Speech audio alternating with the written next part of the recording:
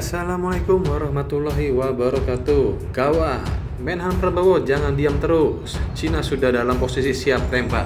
Ketegangan yang terjadi di Laut Cina Selatan tidak boleh lagi dianggap sepele. Ketegangan yang terjadi di Laut Cina Selatan tidak boleh lagi dianggap sepele.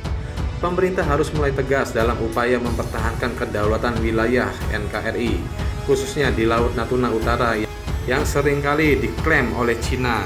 Cina sendiri tampaknya mulai jumawa dalam mengklaim wilayah laut tradisionalnya yang didasarkan pada 9 garis putus-putus. Tidak hanya mengabaikan hukum dan perjanjian internasional, Cina kini lebih agresif dengan mengizinkan penjaga pantai atau Coast Guard mereka untuk menembak kapal asing yang dianggap melanggar kedaulatan wilayah negeri tirai bambu tersebut. Izin itu telah disahkan oleh Badan Legislatif Tertinggi Cina, Komite Tetap Kongres Rakyat Nasional dalam sebuah undang-undang penjaga pantai pada Jumat lalu 22 Januari 2021. Undang-undang dibuat dengan dalih untuk menjaga kedaulatan, keamanan, dan hak maritim Cina. Undang-undang tersebut kemungkinan personil penjaga pantai untuk menghancurkan struktur negara lain yang dibangun di atas terumbu karang yang diklaim Cina dan memeriksa kapal asing di perairan yang diklaim oleh Cina. Selain itu, undang-undang juga memperdayakan penjaga pantai untuk membuat zona eksklusif sementara sesuai kebutuhan untuk menghentikan kapal dan personil lain masuk. Bagi Indonesia, undang-undang ini merupakan ancaman. Sebagai Indonesia dan Cina terlibat tumpang tindih klaim wilayah laut.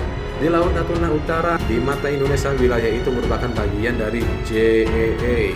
Di Natuna yang menjorok ke Cina, sementara Cina mengklaim sebagai tradisional fishing ground yang didasarkan pada 9 garis putusnya. Secara hukum internasional, klaim Cina memang tidak berdasar. Tapi yang harus jadi catatan adalah Cina merupakan negara pemegang hak veto di PBB. Singkatnya, bukan tidak mungkin penjaga pantai Cina akan menggunakan dasar undang-undang tersebut saat berhadapan dengan penjaga pantai Indonesia di Natuna. Kini, peran Menteri Pertahanan Prabowo Subianto sangat dinanti.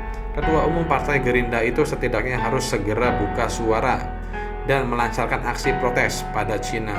Prabowo juga bisa menggalang dukungan dari negara-negara ASEAN lain yang turut bersinggungan dengan Cina. Tentu publik akan semakin kecewa jika Prabowo diam. Apalagi jika kembali beralasan bahwa Menhan tidak boleh banyak bicara karena kerahasiaan merupakan bagian penting dalam masalah keamanan.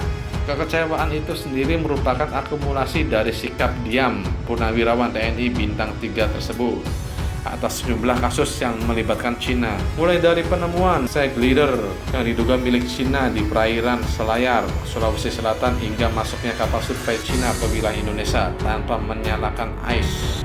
Kegagalan Prabowo yang pada waktu kampanye Pilpres lalu menggebrak-gebrak meja seolah sirna saat berhadapan dengan Cina. Anak buah Prabowo bahkan lamban dalam merespon kedua ancaman kedaulatan tersebut. Setidaknya dalam kasus ini Prabowo jangan lagi diam. Dia harus berdiri tegak di garda depan layaknya seorang penjaga kedaulatan negara. Mantan Danjen Kopassus itu harus lantang menyatakan protes pada Cina.